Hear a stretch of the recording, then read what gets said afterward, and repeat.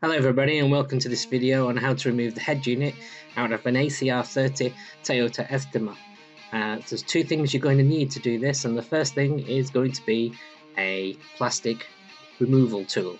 Now, you can get these from eBay, they're pretty cheap, and that will help you remove the plastic surround around the head unit.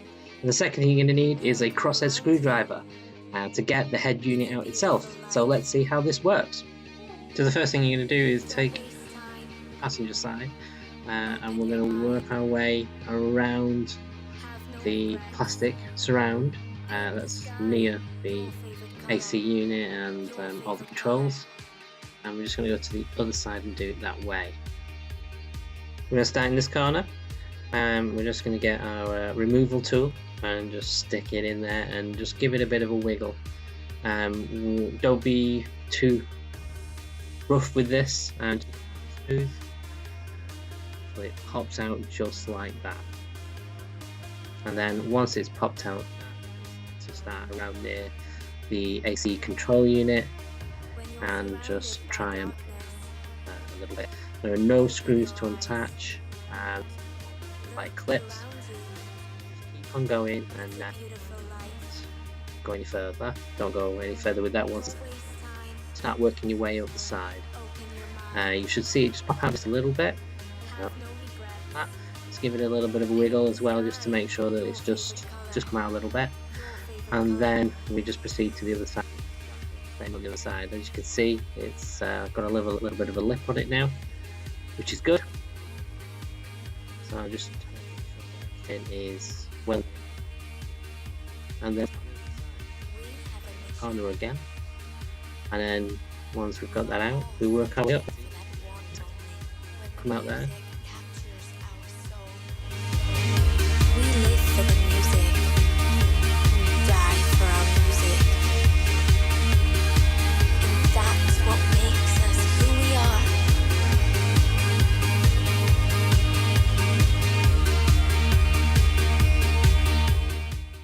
So the first thing you noticed here is that when I try and take it off, it actually hits the gear selector.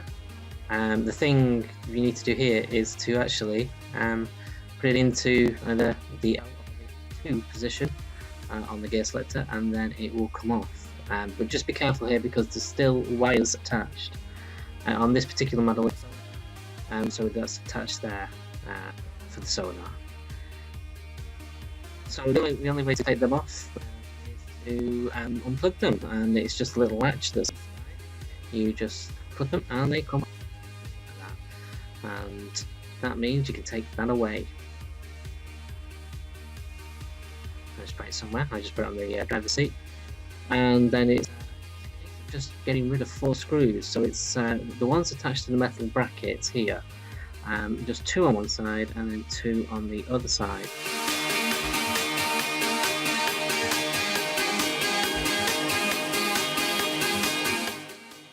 So now you just get your crosshead or Phillips screwdriver and just unscrew the screws, just making sure that nothing else gets in the way there. As you can see, this head unit is an aftermarket head unit, so your head unit will obviously, but screws the same brackets that you'll find when you open your mind.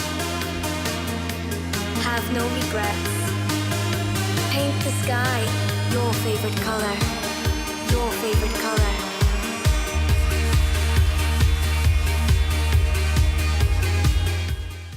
Then it's just a case really of just pulling this out. Now be careful because there will be wires attached to the back of the unit that you take out.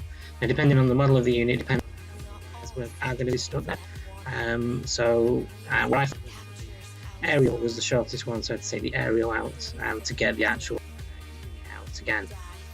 So you have something like this. You might, mine came with the OEM wiring. It was easy to fit. So what I am going to do here is show you what the back of my head unit that I took out, the original one, looked like. Now depending on which model you get, it depends on how many connectors are going to be there at the back. but I'll give you a brief explanation of what each one of these are and what they do. So number one is the parking, vehicle speed pulse, and the backup 12 volts. So when you put it into reverse, this is where the 12 volts come up. Number two is unknown, not too sure what that is at the moment. And number three is the back camera signal and camera power supply. Interestingly enough, the camera power supply is actually 6 volts. This is something that's under investigation from me at the moment.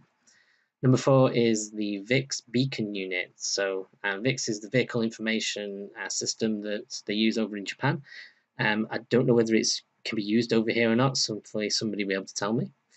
Number five is the VTR input. So this is the video and audio left and right. So this is the inputs for video.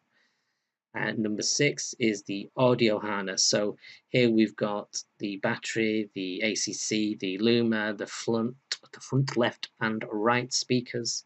This is 10 pins. Number seven is the audio harness. We've got a rear left and right speaker, and that's 6 pins. Number 8 is for G-Book. I don't know whether that'll work over in England, but I'm not too sure. Number 9 is the TV antenna. So this is where all the signals for TV, only analog, not digital. Number 10 is the steering wheel switch. That's 20 pins, but I believe only 4 or 5 are used in that. Number 11 is Navi voice recognition button and microphone. So there is a microphone in there that you can use. Number 12 is the radio antenna. So that's where you put your normal radio antenna. And number 13 is the GPS antenna.